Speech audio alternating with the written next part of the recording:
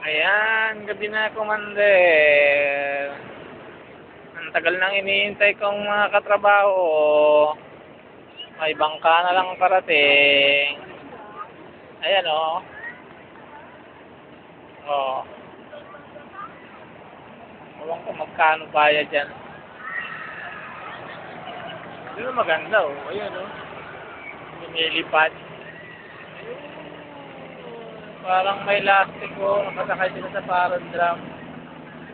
Wow. Nandito lang ako sa tabi.